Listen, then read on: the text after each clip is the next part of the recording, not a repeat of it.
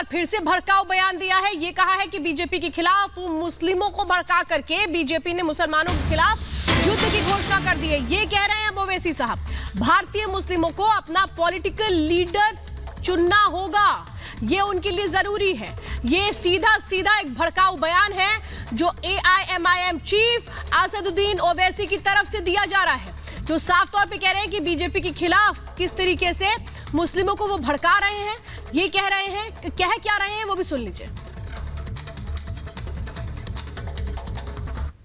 मेरे अजीज दोस्तों और बुजुर्गों, आपने देख लिया कि जिन पर आपने भरोसा किया वो ना सिर्फ नाकाम साबित हुए, बल्कि उनकी वजह से आज मुल्क के इख्तिदार पर ऐसी जमात बरसर इख्तिदार जमात है जो भारत के मुसलमानों के खिलाफ ऐलाने जंग कर चुकी है, यानी बीजेपी।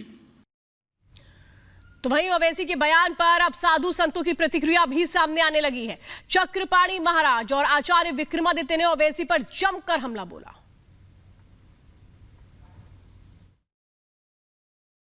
असदुद्दीन ओवैसी जिस प्रकार से आए दिन भड़काऊ बयान दे रहे हैं, ये बहुत ही निंदनीय है।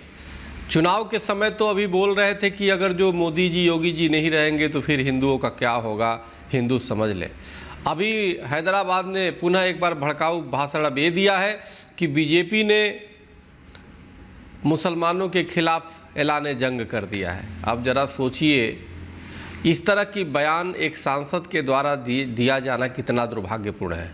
हमारी पूरी विश्वास है कि ये मानसिक रूप से पागल हो चुके हैं, और हमारे कॉलम में है, संवैधानिक में वो है कि जो भी पागल और दिवालिया हो संसद सदस्य नहीं हो सकता। तो इसलिए इनके बयानों से, इनके पागलपन से और पागलपन रूपी बयानों से बार बार देश में कहीं गृह युद्ध न छिड़ जाए। ओवैसी इस देश में अब जिन्ना बनना चाहते हैं और वही राजनीतिक खेल खेल रहे हैं जो जिन्ना ने इस देश में 1947 से पहले खेला था।